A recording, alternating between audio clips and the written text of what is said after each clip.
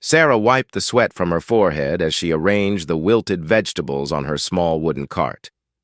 The morning sun was already burning hot, and she had been at the market since 4 in the morning.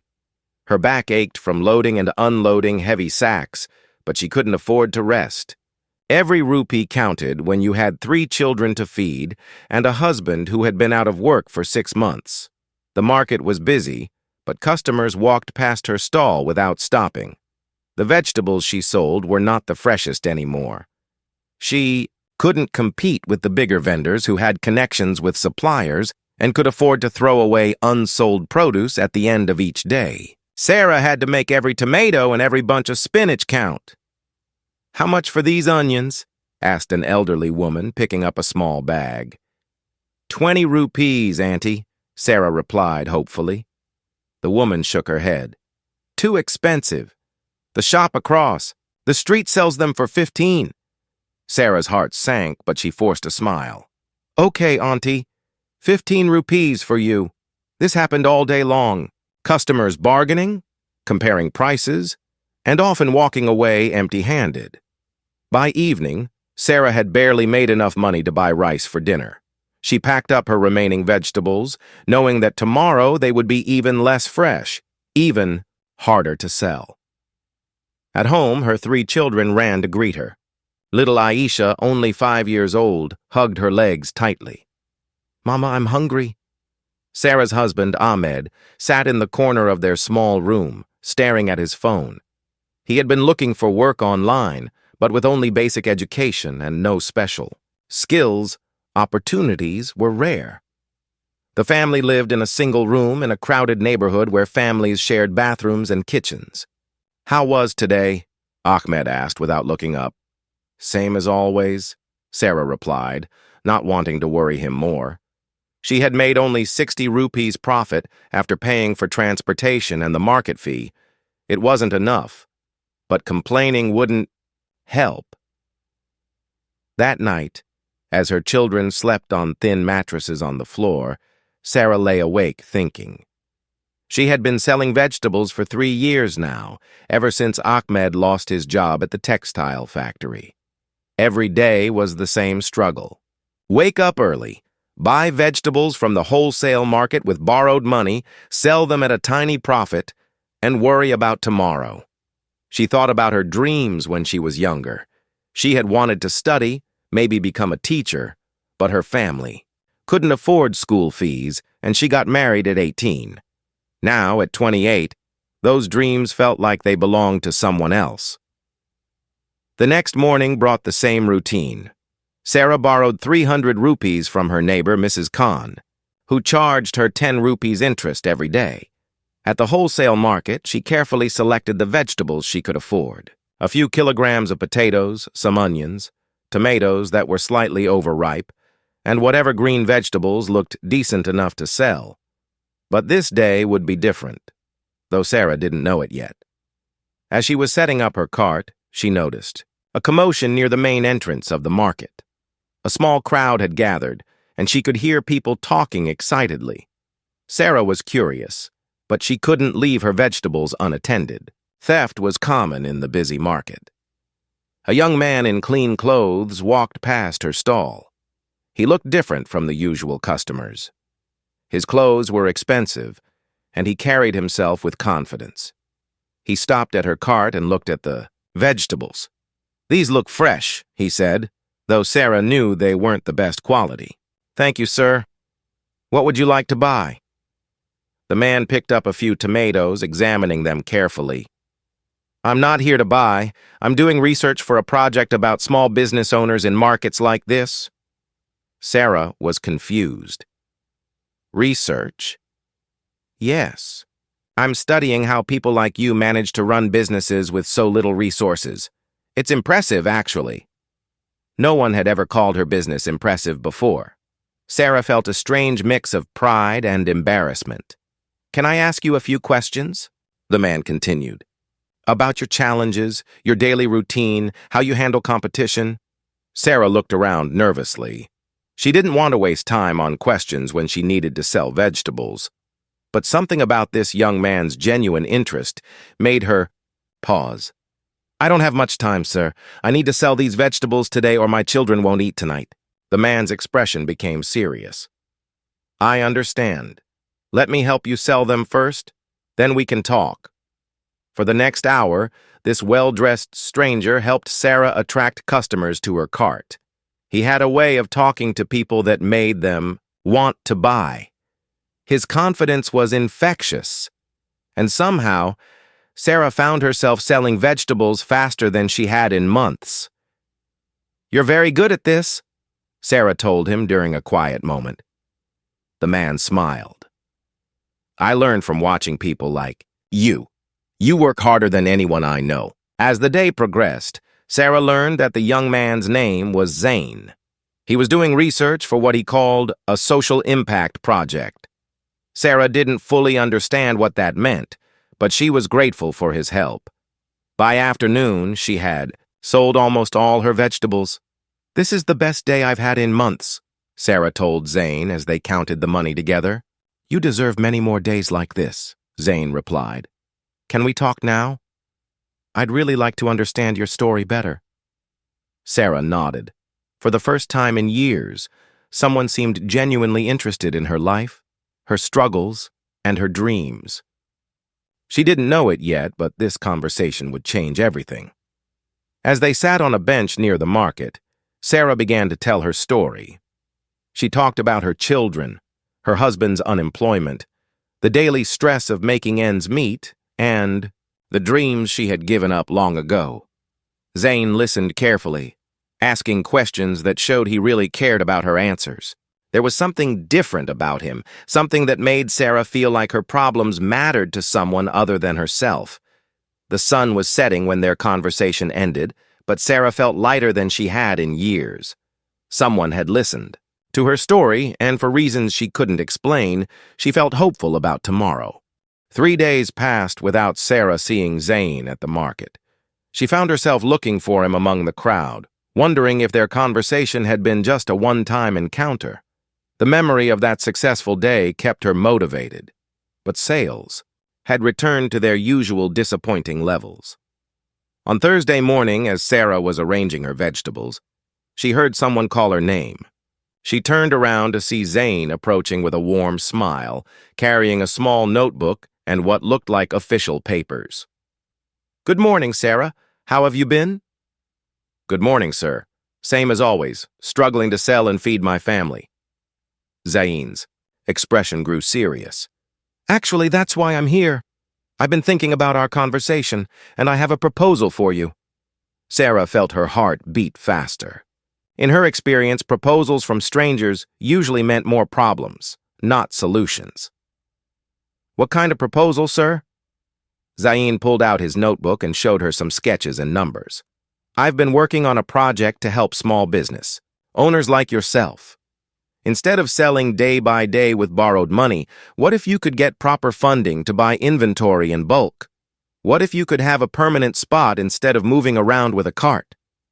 Sarah stared at the papers, trying to understand. "I don't have money for permanent spots, sir. The rent is too high." "That's where my project comes in," Zane explained. "I represent a foundation that provides microfinance and business development support to women entrepreneurs. We don't just give loans. We provide training, mentorship, and help with finding better locations and suppliers." The word loan made Sarah nervous. She had heard too many stories about people getting trapped in debt cycles. "Sir, I already owe money to my neighbor. I can't take more loans."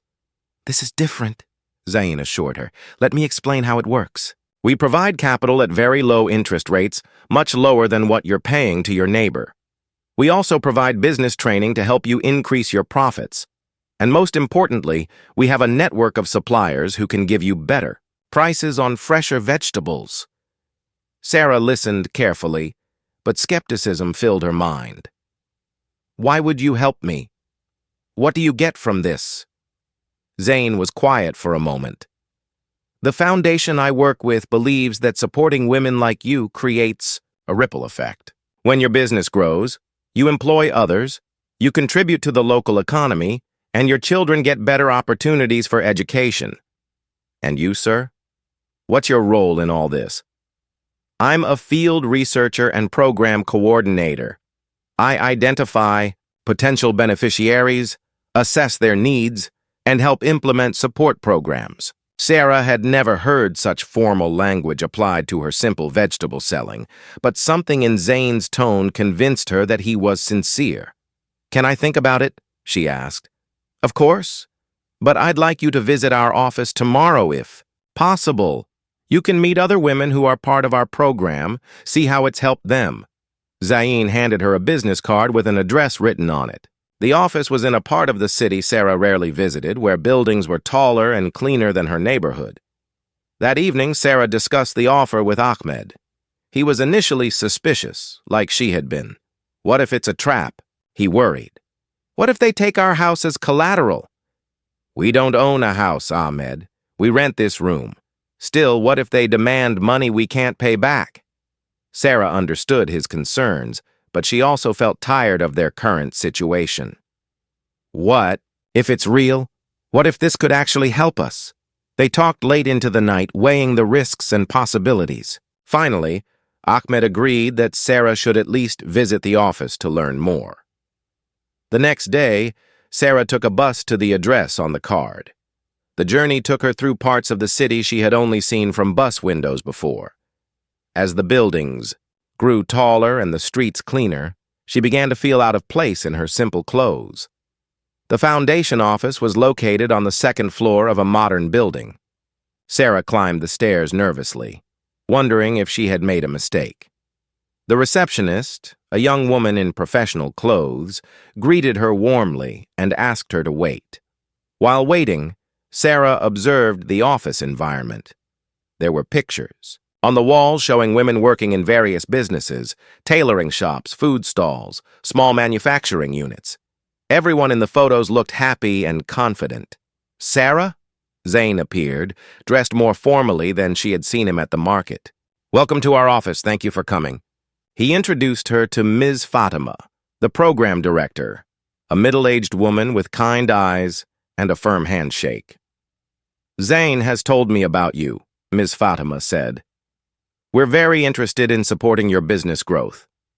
Over the next 2 hours, Sarah learned about the foundation's work. They had helped over 300 women in the past 5 years. Some had started small restaurants, others had opened tailoring businesses, and many had expanded their existing ventures. "Let me introduce you to Nadia," Ms. Fatima said, leading Sarah to another room where a woman in her 30s was working on a computer. "Nadia used to sell vegetables just like you," Zane explained. "Tell Sarah about your journey." Nadia's story was remarkably similar to Sarah's. She had struggled for years with a small vegetable cart, barely making ends meet. 2 years ago, she joined the Foundation's program. "Now I have a permanent stall in the main market," Nadia explained proudly. "I employed 2 other women to help me. My children are in private school and we've moved to a better apartment." Sarah could hardly believe what she was hearing. "How did you do it?"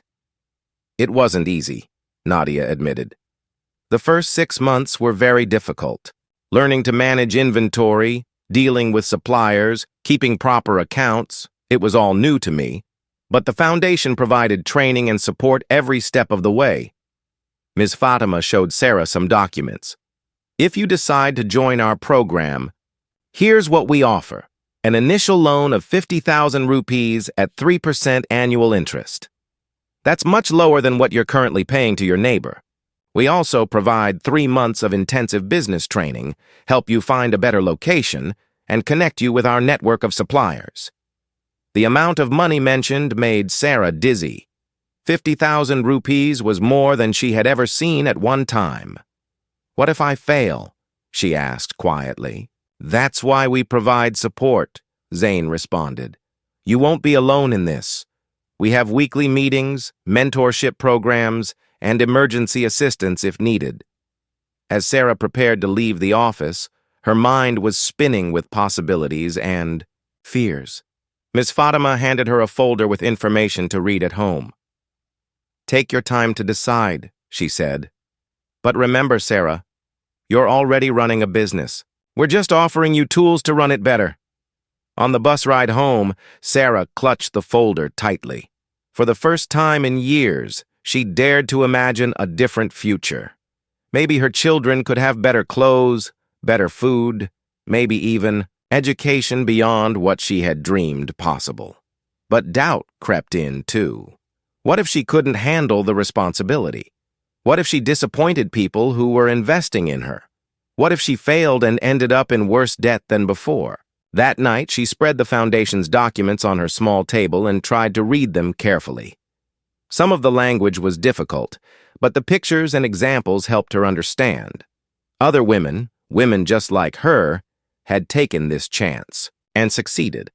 Ahmed watched her reading and asked, "What are you thinking?" "I'm thinking that maybe, just maybe, this could be our way out."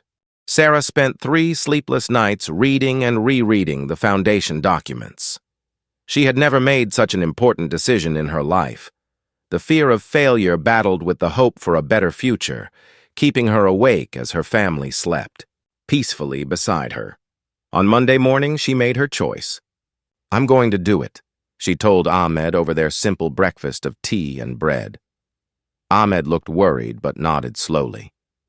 "If this is what you think is best for our family, I support you." At 9 o'clock, Sarah stood outside the foundation office, her hands shaking slightly as she pressed the button for the elevator.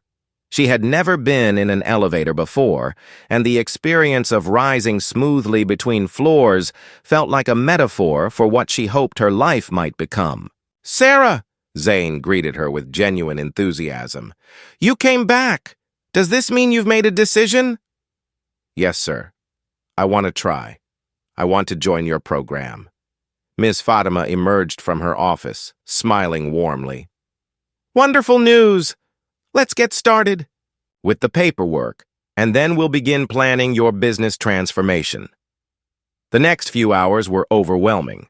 Sarah had to sign documents she didn't fully understand, provide copies of her identification, and answer detailed questions about her current business operations. How many vegetables did she typically buy each day?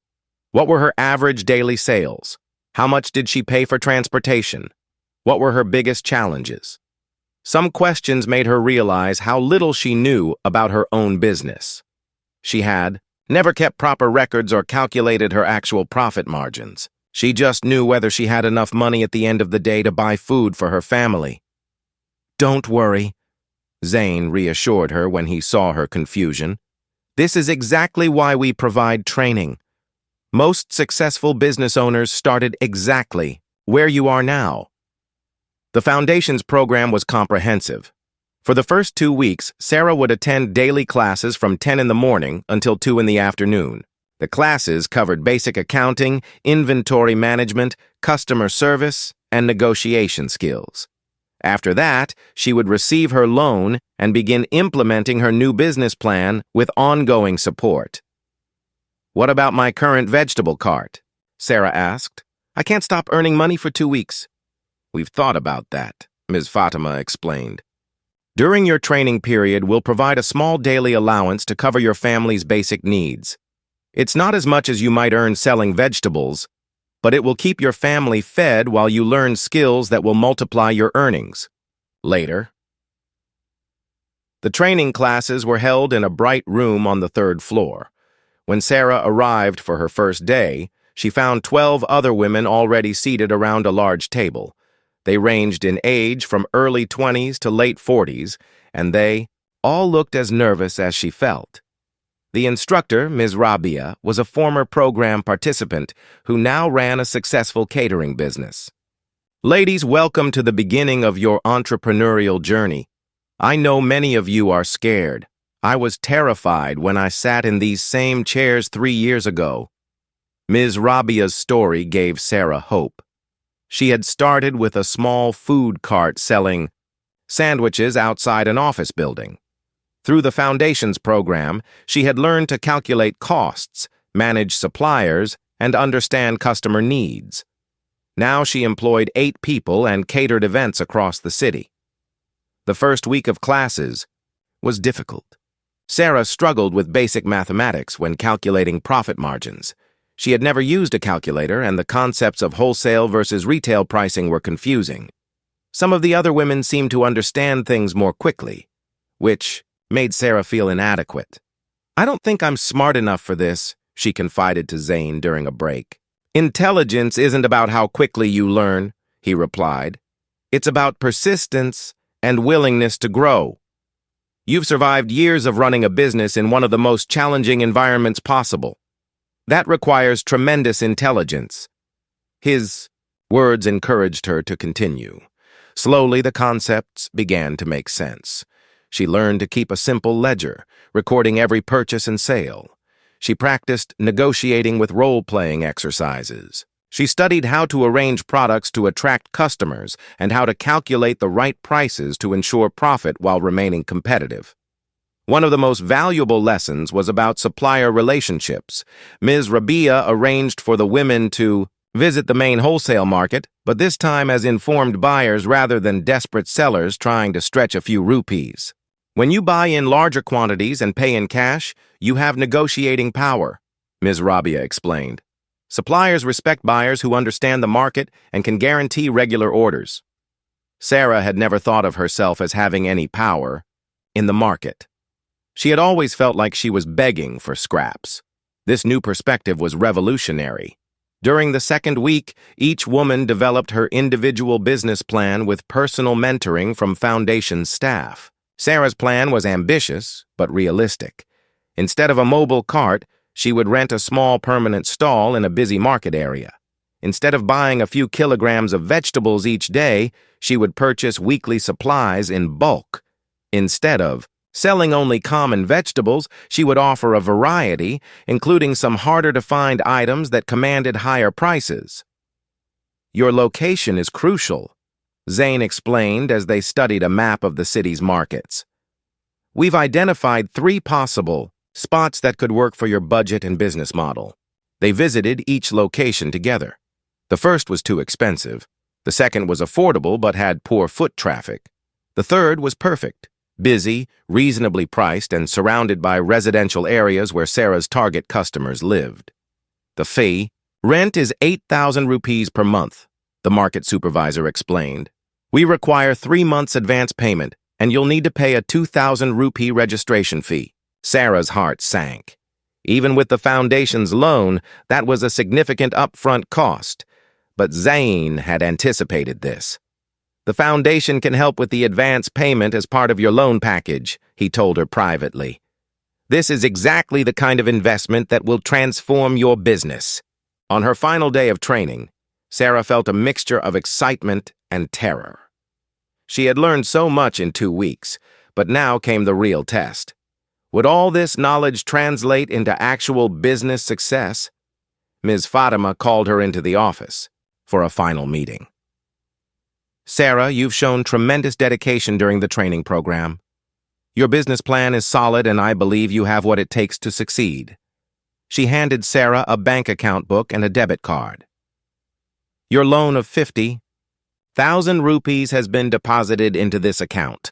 You also have access to an additional 10,000 rupees for the market stall setup costs." Sarah stared at the bank book. She had never had a bank account before. The idea that she now had access to 60,000 rupees felt surreal. "Remember," Ms. Fatima continued, "this is not free money. It's an investment in your future, and you'll need to pay it back over the next 3 years. But based on your business plan, you should be earning enough to make the monthly payments comfortably while still improving your family's living situation." That evening, Sarah sat with her family in their small room and shared the news. Ahmed looked at the bank book with amazement. 60,000 rupees, he whispered. "I've never seen so much money." 8-year-old Hassan, their oldest child, looked up from his homework. "Does this mean we can buy new school uniforms?" Sarah hugged him tightly. "Yes, Beta. New uniforms, new books, and maybe even a new apartment soon. For the first time in years." Sarah fell asleep easily. Tomorrow would begin a new chapter of her life, and despite her fears, she felt ready to face whatever challenges lay ahead. The first day in Sarah's new market stall was nothing like she had imagined. Despite all her training and preparation, she felt overwhelmed by the reality of managing a larger operation. She had arrived at 4 in the morning to receive her first bulk vegetable delivery. The supplier, Mr. Hassan, was one of the wholesalers recommended by the foundation. He had brought 50 kilograms of mixed vegetables in his pickup truck, more produce than Sarah had handled in a month of cart selling. "Where do you want everything?" Mr. Hassan asked, looking at Sarah's small stall space. Sarah realized she hadn't thought carefully about storage and display. The stall had seemed spacious when it was empty, but now it felt cramped. She spent the next 2 hours arranging and rearranging vegetables, trying to create an attractive display while leaving room for customers to move around. By 8 o'clock, when the market officially opened, Sarah was exhausted and sweaty. Her back ached from lifting heavy crates, and she worried that she had made a terrible mistake. The first customer was an elderly man looking for fresh tomatoes. "These look good," he said, examining her produce. "But your prices are the same as the other vendors. Why should I buy from you instead of them?" Sarah panicked. During training, they had practiced handling this question, but her mind went blank. "My vegetables are very fresh, Uncle," she managed to say. The man bought 2 kilograms of tomatoes and left. Sarah realized she had missed an opportunity to build customer loyalty, something Ms. Rabia had emphasized repeatedly during training. The morning progressed. Customers trickled in steadily. Sarah was grateful for the foot traffic, but she struggled with inventory management. She had too many potatoes and not enough green chilies. Some customers asked for vegetables she didn't have, while others wanted quantities larger than she felt comfortable selling to a single person. Around noon, Zane appeared at her stall, carrying a notebook and wearing a concerned expression. "How is your first day going?" he asked. "Honestly, I'm confused and scared," Sarah admitted. "Nothing is going as smoothly as I expected." Zane looked around the stall, observing her setup and the remaining inventory.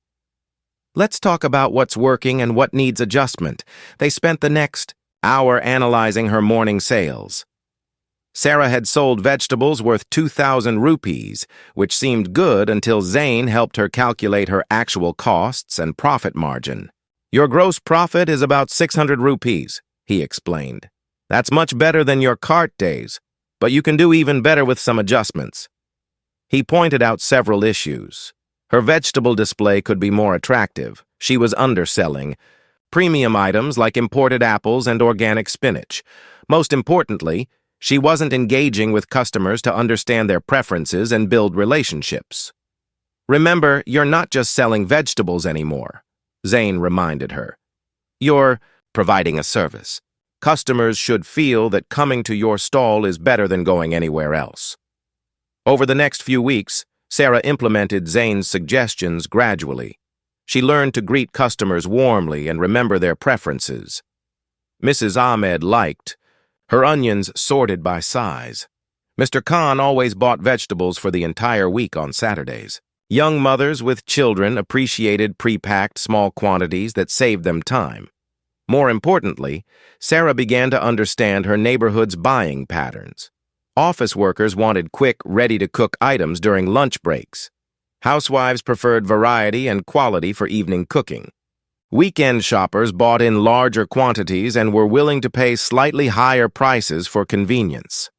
By her second month, Sarah had developed a routine that felt manageable. She woke at 3:30 in the morning, reached the wholesale market by 4:30, selected her daily inventory, and was at her stall by 7. The early morning hours, which had initially felt brutal, became her favorite time of day. She enjoyed the quiet efficiency of wholesale buying and the satisfaction of planning her daily offerings. Her relationship with suppliers had also improved dramatically. Instead of desperately buying whatever she could afford, Sarah now placed weekly orders based on customer demand patterns she had identified. Suppliers began offering her better prices and first choice of the freshest produce. "You're becoming a real businesswoman," Mr. Hassan, her primary supplier, told her one morning. "I can see the difference in how you think about purchasing now." The comment made Sarah proud, but also made her realize how much her self-image was changing. 6 months ago, she had thought of herself as a poor woman trying to survive. Now she was beginning to see herself as an entrepreneur, building something valuable. Her family situation was improving too. Ahmed had found part-time work helping with inventory management and delivery for Sarah's business. Their combined income allowed them to move to a better apartment with 2 rooms and a private bathroom. The children had new clothes, better food, and Sarah was saving money for their education. One afternoon, while Sarah was serving customers during the busy evening rush, a well-dressed woman approached her stall. She looked different from Sarah's usual customers. Her clothes were expensive, her hair was professionally styled, and she carried herself with obvious confidence. "Are you Sarah?" the woman asked. "Yes, madam. What can I get for you?" "I'm not here to buy vegetables. I'm Amina Sheikh, a journalist with City News magazine. I'm writing an article about women entrepreneurs who have transformed their businesses through microfinance programs." Sarah was surprised and a little intimidated. She had never spoken to a journalist before. "Zain from the foundation suggested I interview you. He says your business growth has been remarkable." Over the next hour, between serving customers, Sarah shared her story with Amina. She talked about her struggles with the vegetable cart, her decision to join the foundation program, and the challenges and successes of building her new business. Amina asked thoughtful questions that made Sarah reflect on her journey in ways she hadn't before. What had been the hardest part of the transition? What advice would she give to other women in similar situations? What were her plans for the future? "I never thought anyone would be interested in my story," Sarah confessed. "Your story is inspiring," Amina replied. "You represent thousands of women who have the potential to transform their lives, but need the right support and opportunities." 2 weeks later, Zain arrived at Sarah's stall with a copy of City News magazine. Sarah's photograph was on the cover, standing proudly behind her vegetable display with the headline, "From Survival to Success, Local Women Entrepreneurs Leading Change." Sarah stared at the magazine in disbelief. She had never imagined that her face would be on a magazine cover, or that her story would be considered worth telling to the whole city. "This is incredible," she whispered. "This is just the beginning," Zain said with a smile. "Your success is inspiring other women to join our program. You're becoming a role model in your community." That evening, Sarah took the magazine home and read the article aloud to her family. Ahmed and the children listened with amazement as she read about her own transformation from a struggling vegetable cart operator to a successful small business owner. "Mama, you're famous!" little Aisha exclaimed. Sarah laughed, but she also felt a deep sense of accomplishment. She had worked hard for this success, and she was proud of what she had achieved. More importantly, she was beginning to understand that her story was bigger than just her own family's improvement. She was proving that women like her, given the right opportunities, could build successful businesses and contribute to their communities in meaningful ways. The magazine article changed everything for Sarah. Within days of its publication, customers began recognizing her from the cover photo. Some came specifically to meet the famous vegetable seller and ended up becoming regular buyers. Local shopkeepers in the market treated her with new respect, and other vendors sought her advice about business matters. But the most significant change came a week later when Zain arrived at her stall with unexpected news. "Sarah, you've been selected for something very special," he announced, barely able to contain his excitement. "What do you mean, sir?" "The foundation has been invited to present our most successful case studies at the National Small Business Conference next month. The conference is organized by the Ministry of Commerce, and guess who they want to feature as our primary success story?" Sarah's stomach fluttered with nervousness. "Me? You!" The conference brings together business leaders, policymakers, and entrepreneurs from across the country. You'll have the opportunity to share your story with some of the most influential people in the business community. The idea terrified and thrilled Sarah simultaneously. She had never spoken to a large audience, never been in a room with important government officials or business leaders. What would I have to do exactly? You would give a 15-minute presentation about your journey. We'll help you prepare, of course. This is an incredible opportunity, Sarah. Many successful business owners never get a chance like this. That evening, Sarah discussed the invitation with Ahmed. He was proud but worried about the same things that concerned her. What if I say something wrong? What if I embarrass myself in front of all those important people? You won't embarrass yourself, Ahmed assured her. You know your story better than anyone. Just speak from your heart like you did with the magazine reporter. Over the next 3 weeks, Sarah worked with Ms. Fatima and Zain to prepare her presentation. They practiced in the foundation office, with Sarah speaking to groups of staff members and volunteers. Initially, she was nervous and stumbled over her words, but gradually her confidence grew. The key breakthrough came when Ms. Fatima suggested that Sarah stop trying to sound formal and just tell her story naturally. Don't think about impressing anyone, Ms. Fatima advised. Think about helping someone who might be in the same situation you were in 2 years ago. What would you want them to know? This approach transformed Sarah's presentation. Instead of worrying about using proper business language, she focused on sharing the practical lessons she had learned and the emotional journey she had experienced. The conference was held in the city's largest convention center, a building so impressive that Sarah felt intimidated just walking through the entrance. The main auditorium seated over 500 people, and Sarah could see it filling up with well-dressed attendees carrying briefcases and talking on expensive phones. Remember, Zayn whispered as they took their seats in the front row, everyone here is interested in what you have to say. You're not just representing yourself. You're representing the potential that exists in thousands of women across the country. When Sarah's turn came to speak, she walked to the podium on shaking legs. Looking out at the audience, she saw a sea of faces that seemed much more intimidating than her daily customers at the market. Then she spotted a familiar face in the third row. Ms. Rabia, her former trainer, had come to support her. The sight of a friendly, encouraging face helped Sarah remember why she was there. "Good morning," she began, her voice stronger than she had expected. 2 years ago, I was exactly the kind of person many of you probably don't notice when you're walking through the city. I was poor, desperate, and invisible.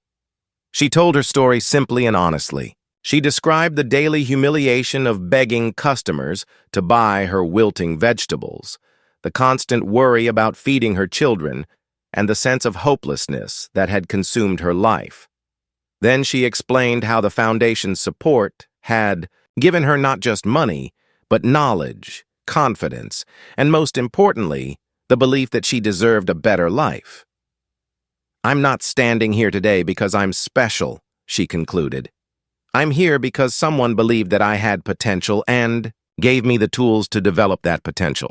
There are millions of women like me across this country. They're not looking for charity. They're looking for opportunity. The applause that followed was thunderous and sustained. People stood up, and Sarah could see genuine emotion on many faces in the audience. Several women were wiping tears from their eyes. After her presentation, Sarah was surrounded by people wanting to congratulate her and ask questions. Business leaders handed her their cards, government officials asked about policy recommendations, and other entrepreneurs shared their own stories of struggle and success. But the most meaningful encounter came when a young woman in an expensive suit approached her during the lunch break. Ms. Sarah, my name is Dr. Fatima Ali. I'm the Director of Women's Economic Empowerment at the Ministry of Commerce. Sarah shook her hand nervously, still not comfortable with such formal interactions. Your presentation was extraordinary, Dr. Ali continued. It perfectly captured why microfinance and business development programs are so crucial for poverty reduction. I'd like to discuss something with you. They sat together at a quiet table, and Dr. Ali explained that the government was planning to expand microfinance programs nationwide. They needed real success stories to help convince legislators and donors to fund the initiative. Would you be willing to become an official spokesperson for the program?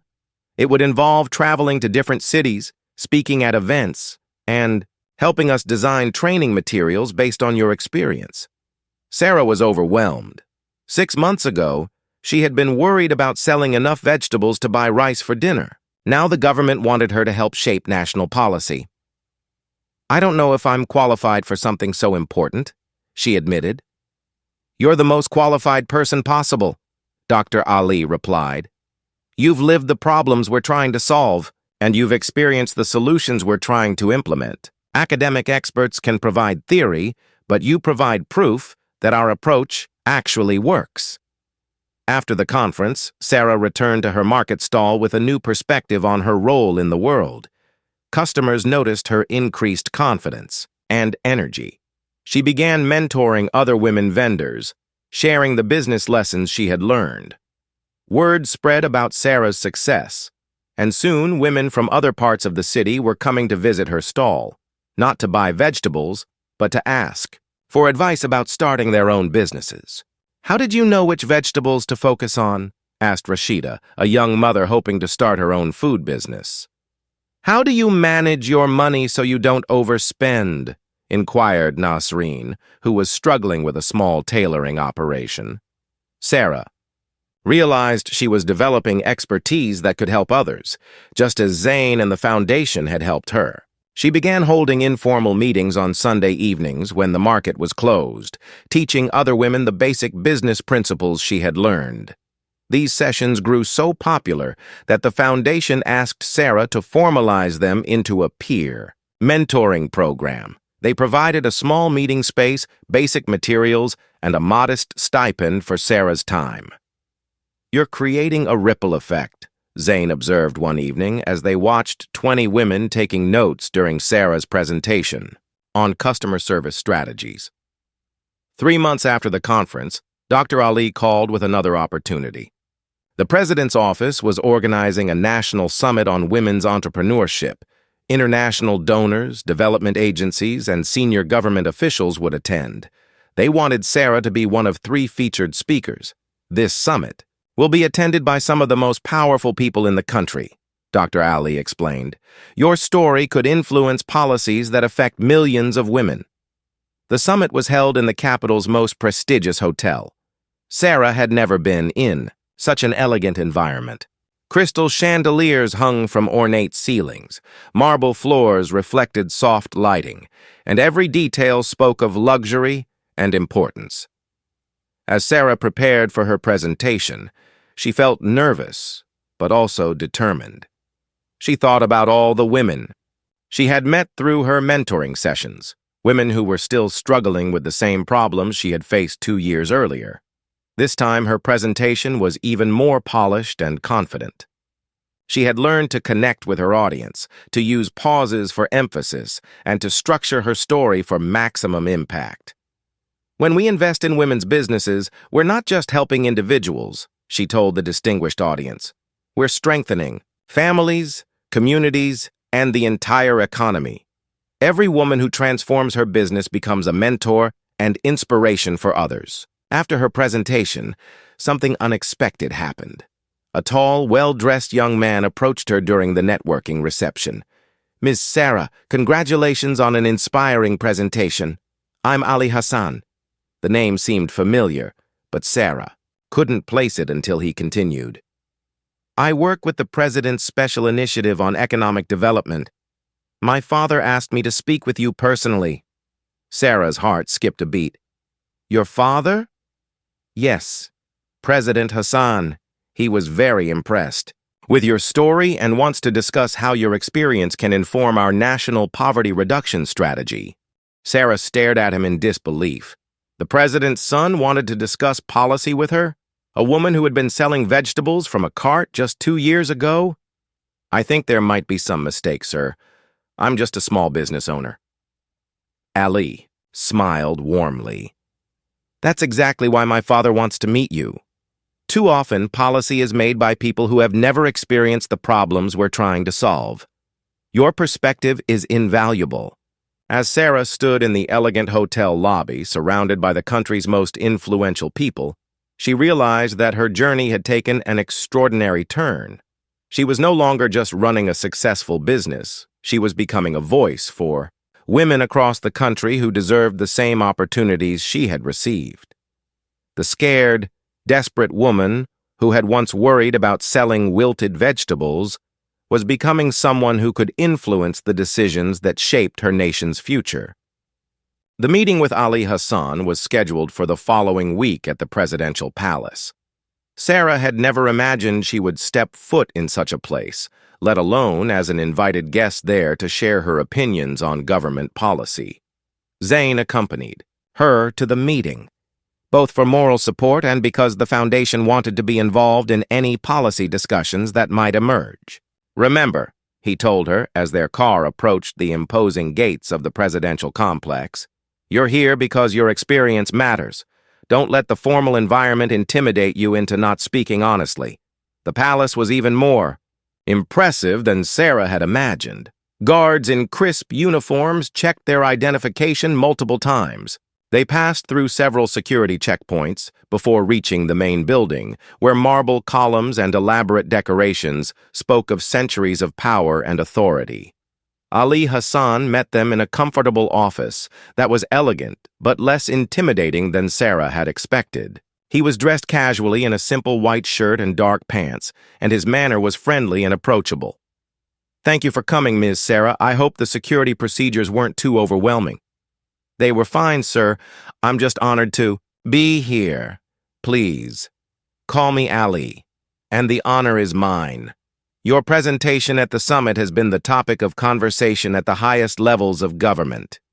Over the next 2 hours, Ali asked Sarah detailed questions about her experience with the microfinance program. What had worked well? What could have been improved? What barriers did women face that policymakers might not understand? Sarah found herself speaking more freely than she had expected. Ali's genuine interest and thoughtful questions made her forget about the formal setting. She described the practical challenges of accessing wholesale markets, the difficulties of securing affordable market spaces, and the importance of ongoing mentorship rather than one-time training. "One thing that really helped me was having someone like Zayn who understood both business principles and the realities of being a poor woman," she explained. "Many programs fail because they're designed by people who have never lived in poverty." Lee took careful notes and asked follow-up questions that showed he was really listening. "What would you say is the biggest misconception that policymakers have about women in your situation?" Sarah thought carefully before answering. "They think we need charity, but what we really need is opportunity and respect. I didn't want someone to feel sorry for me. I wanted someone to believe that I could succeed if given the right tools." Toward the end of the meeting, Ali shared something that surprised Sarah. "My father has been reading reports about microfinance programs for months, but your story was the first time he truly understood their impact. He wants to announce a major expansion of these programs, but he also wants to ensure they're designed properly." "What does that mean, sir?" Ali. "It means we'd like you to be involved in developing the new program guidelines. We want to establish a national network of women's business development centers, and we need someone with your experience to help design how they should operate." Sarah felt dizzy with the magnitude of what he was suggesting. "I don't have any formal education in policy or program design. You have something more valuable, real experience and proven success. We have plenty of people with advanced degrees. What we need is someone who understands what actually works on the ground." Ali explained that the position would involve working with a team of experts to develop training materials, program guidelines, and monitoring systems for the new national initiative. Sarah would travel to different regions, helping establish new centers and training local staff. "The compensation would be substantial," Ali added. "This would be a full-time position with the Ministry of Commerce. You'd be able to provide very well for your family while doing work that could help thousands of women across the country." Sarah was overwhelmed by the offer. Part of her was excited by the opportunity to make such a significant impact, but another part worried about leaving.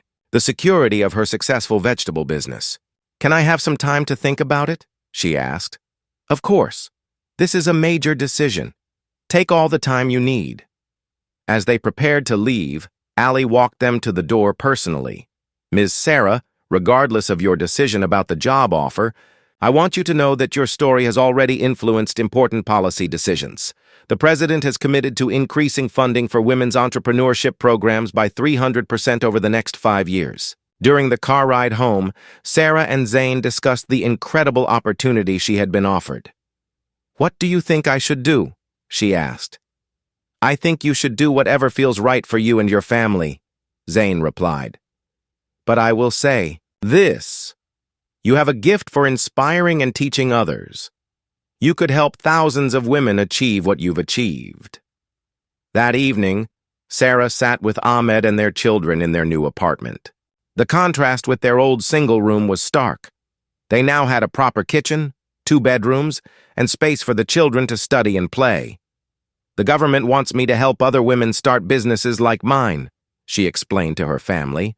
Hassan, now 10 years old and much more aware of his mother's growing prominence, was excited. "You could help women all over the country, Mama." Ahmed was more cautious. "What about your vegetable business? You've worked so hard to build it." "I could sell it to one of the women I've been mentoring," Sarah said. "Rashida has been asking if I'd ever consider selling. She has the skills now to run it successfully." Over the next few days, Sarah visited her market stall with new eyes. She watched her customers, observed her daily routines, and reflected on how much her life had changed. The work was no longer difficult for her, and she had loyal customers who provided steady income. But she also felt restless, as if she had outgrown this phase of her journey.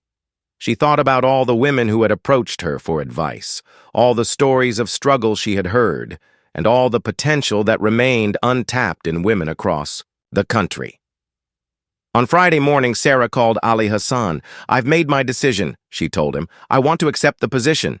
"That's wonderful news. When can you start?" "I need 2 weeks to transition my business to someone else and make arrangements for my family." "Perfect. I'll have the paperwork prepared, and we can schedule your first meetings with the program development team." As Sarah hung up the phone, she felt a mixture of excitement and nervousness that reminded her of the day she had first decided to join the Foundation's program. Once again, she was taking a leap into the unknown, trusting that her experiences and instincts would guide her towards success. 2 weeks later, on her last day at the vegetable stall, Sarah looked around the market that had been her world for the past 2 years. Customers stopped by to wish her well. Other vendors expressed their pride in her achievements, and Rashida, who was taking over the business, promised to maintain the high standards Sarah had established. "You've shown all of us what's possible," said Mrs. Khan, an elderly customer who had become a friend. "Now go show the rest of the country."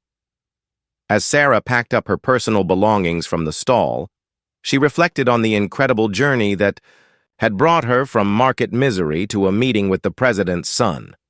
She thought about the scared, desperate woman she had been just 3 years ago and the confident, influential person she was becoming. Tomorrow, she would start her new job at the Ministry of Commerce. She would help design programs that could transform the lives of women across the nation. She would travel to cities and villages she had never seen, meet women whose stories resembled her own, and help create opportunities for them to build better futures. Sarah's story had begun with survival, but it was becoming something much larger, a testament to the power of opportunity, education, and believing in oneself. From a small vegetable cart to the corridors of government power, she had proven that extraordinary transformations were possible when the right support met determined effort. As she walked away from her market stall for the last time, Sarah smiled at the thought of all the women she would soon have the chance to help. Her personal journey from market misery to meeting the president's son was ending, but her mission to help others begin their own transformations was just beginning.